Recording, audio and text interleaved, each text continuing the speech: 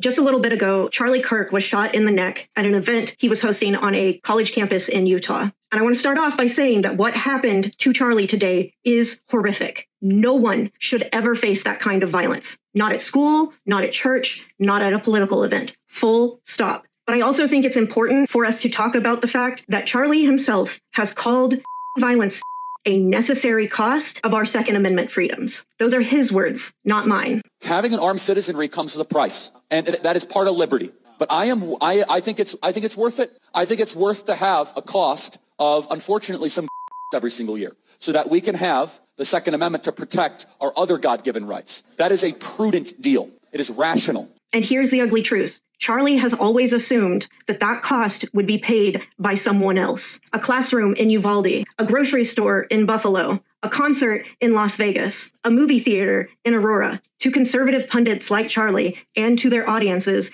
violence is always seen as something that happens to someone else out there. That is why they have been able to so casually dismiss as the price of freedom. But violence does not discriminate. It doesn't ask you who you voted for in November. It doesn't care what side of the aisle you're on or what your ideology is or what state you live in. It doesn't care what your socioeconomic status is or the color of your skin. At the end of the day, none of us are safe from being victims of violence. Not here in America, because we have refused time and time and time again to actually address the root of the problem, which is the.